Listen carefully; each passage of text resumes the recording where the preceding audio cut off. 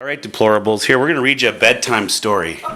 Donald drains the swamp, and all of us are going to take turns reading it. So this should be a lot of fun here, guys. So this is actually by Eric Metaxas and Tim Raglin. And Phil, our honorary guest, is going to be the first one to start reading. There's about 9 pages each. Okay. I don't know. I haven't read it yet. So I figure we'll start. A long time ago, there was a kingdom where everybody lived in caves. So they called them cavemen. Maybe show the picture. But the king of all the cavemen went to live in a white castle in the middle of a swamp far, far away. So because he never saw or talked with the people he ruled, he forgot all about them, and all the people were sad. One day a group of people came to Donald. They were very upset. "Come in," Donald said. "Have a seat. What's on your mind?" And at that, it's ready for the next person. Should I point it towards you? Okay, are you okay? I think I'm fine because I get the whole screen. "The king has forgotten all about us," they said. Donald nodded. "I've noticed. We tried to talk to the king, but the creatures who live in the swamp take up all his time. We try to get his attention, but they always stop us. Would you talk to the king and ask him to help us?" I can try," Donald said. "But you know you'll have to get past the swamp creatures. They're slippery and scaly and slimy." "I think I can handle them," Donald said. "Maybe I'll wear gloves."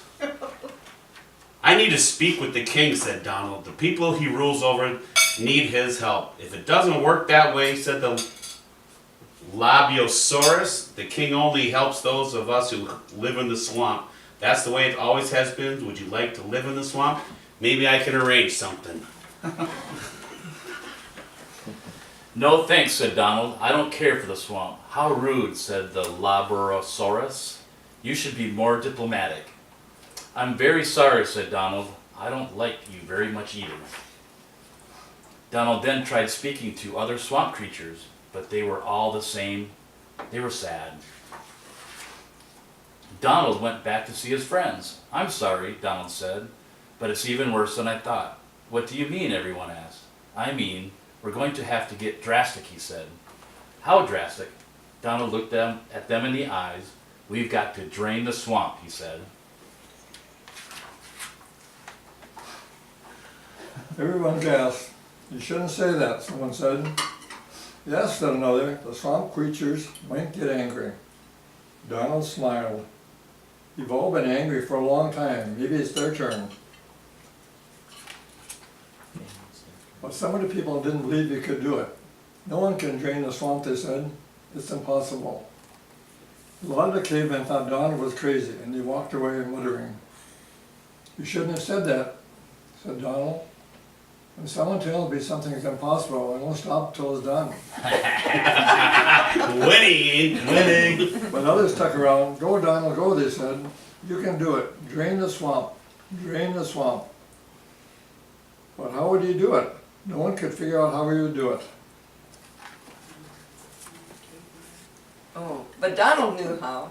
He'd done many things like this before. "It's simple," he said. "We just need to make a way for the swamp water to escape. We'll dig a trench.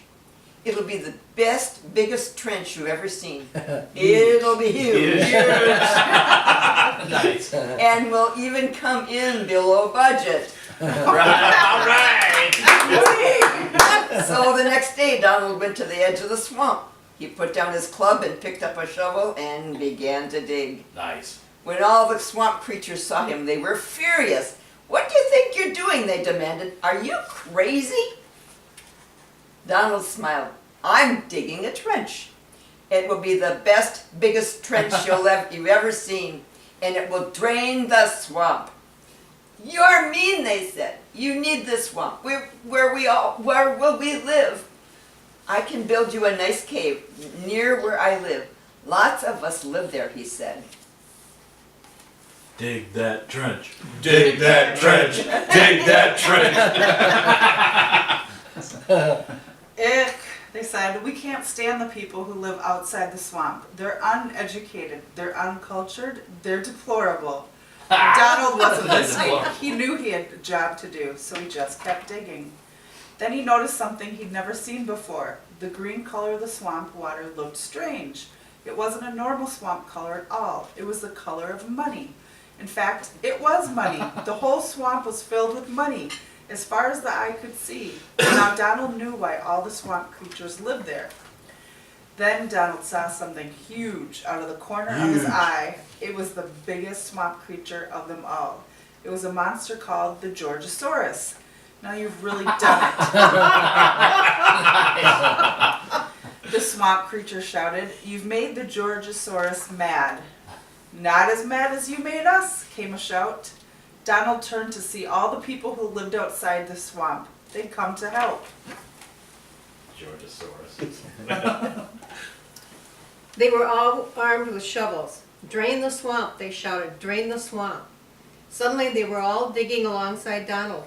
Because there were so many of them, the trench was dug quickly, and in a moment the swamp water began to drain.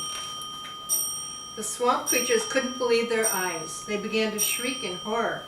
Then they ran toward the trench, but they didn't stop. They just kept going, chasing the money flowing out of the swamp.